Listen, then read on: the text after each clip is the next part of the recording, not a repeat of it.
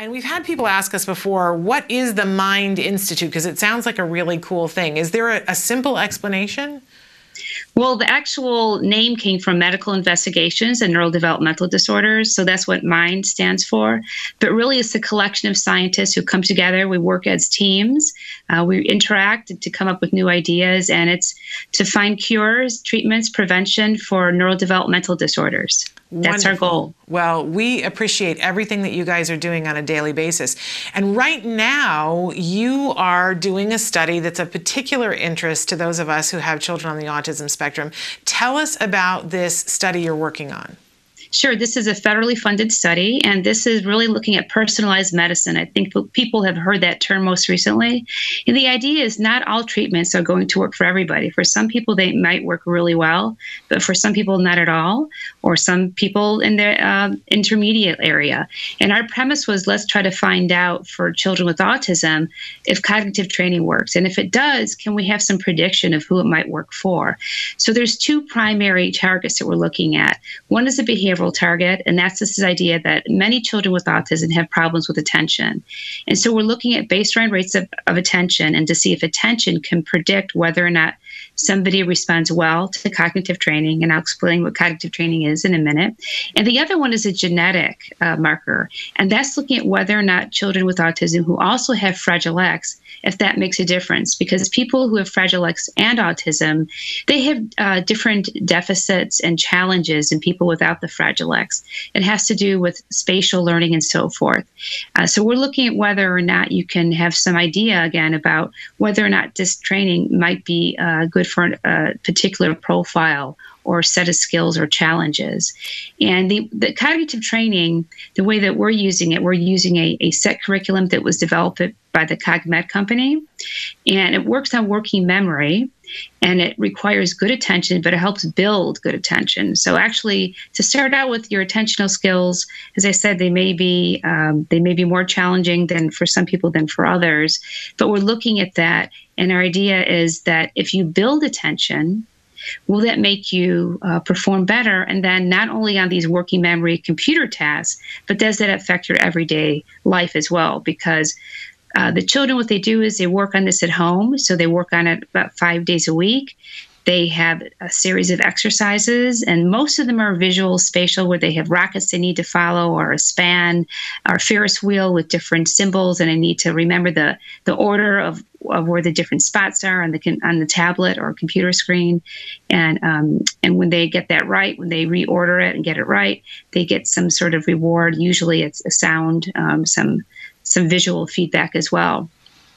But as this goes on, their attention should build theoretically. We're looking at whether that then transfers to their everyday settings as well.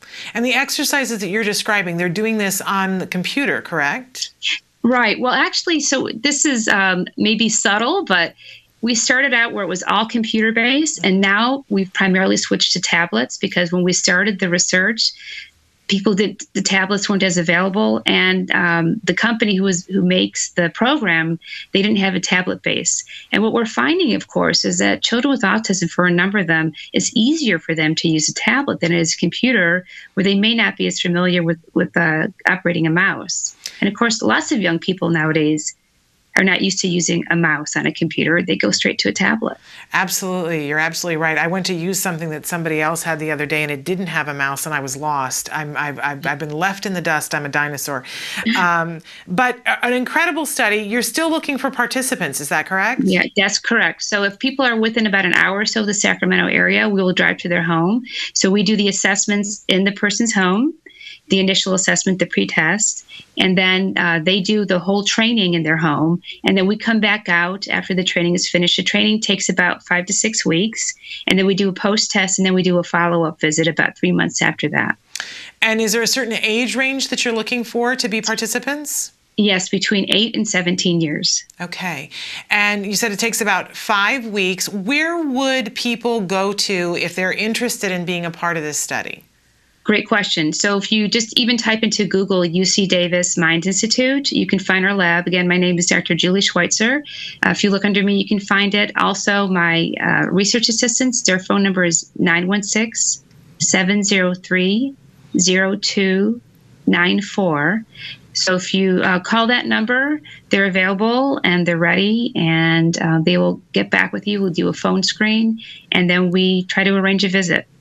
Well, and I think it's important to note that by participating in the study, it's possible that your child's memory skills will improve, and that in doing that, not only will things get better in your household, but you'll be helping the entire autism community by being a part of the study, because if this works, then that information will eventually be disseminated to the rest of us. Thank you so much for saying that. That's exactly the idea behind why we do all this research, is really to see whether or not, even on a small scale, these participants make a difference for the whole community. So I appreciate that plug there. Well, we love what you guys do. Anytime that you guys have studies come out, it's something that we cover here on the show. And is there a place on your website that it is very specific for all the studies that you're doing for participants to find a way to connect with you? There is. So most of my research currently is in ADHD. And if you look under the ADHD website at the Mind Institute, you'll find it. I'm making sure my research assistants add the impact study. Sometimes it's up there, sometimes it isn't. But that lists some of our other studies. But in general, at the Mind Institute, as you said, we do a lot of research in autism, and a lot of our studies are listed there.